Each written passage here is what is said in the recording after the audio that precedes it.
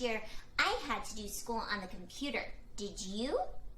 Well, I was at home, and Briar, she would join us for school. She would often sit at my feet or sometimes jump on the screen.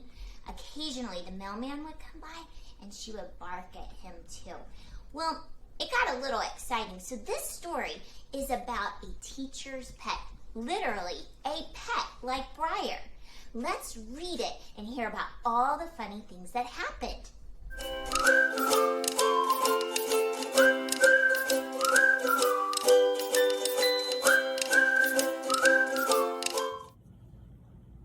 I know you're not supposed to have one, but it's true.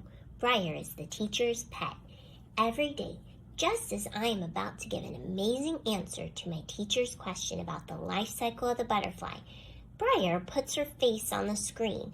No one is looking or listening to me anymore. In fact, my teacher forgets the question entirely.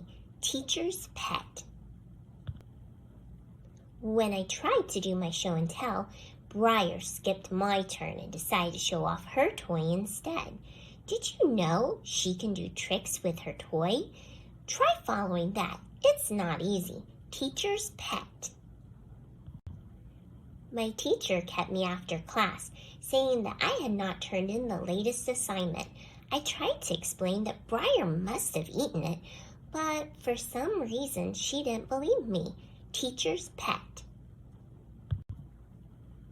When the teacher gives us a break and steps away from the computer, Briar does all kinds of naughty things. She runs around, jumps on the chair, and licks everything. I try to explain to the teacher when she returns, but she just laughs and pats Briar's head. I don't get to act like that in class. Teacher's pet. When I tried to do a math problem on my whiteboard, Briar began barking at the mailman. I didn't hear my teacher ask for answers, and I totally missed sharing my work. I told her that Briar was distracting me, but she just mentioned something about hocus pocus, let's focus. If you ask me, that's a lot of hocus pocus. Teacher's pet. I've even caught Briar napping during class. Alice tried to do that in class one day, and she got a note emailed to her parents. Teacher's pet. Once, we were paired up to do a drawing project. We were supposed to create a portrait of our classmate. There weren't enough partners to go around, so guess who I was stuck with? The teacher's pet, Briar. I looked at her, and she looked at me. That Briar, I don't like her, and I'm pretty sure she doesn't like me. Teacher's pet. One day, I had a stomach ache and couldn't attend class for a few days. My teacher drove by my house with Briar, of course.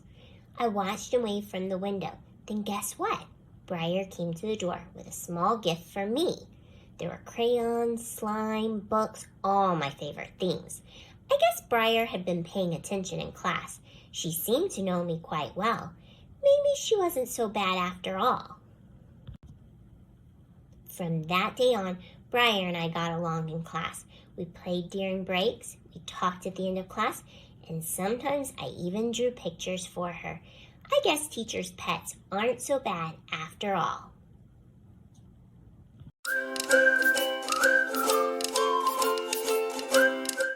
Thanks again for joining us for Briar Patch Book Read Aloud.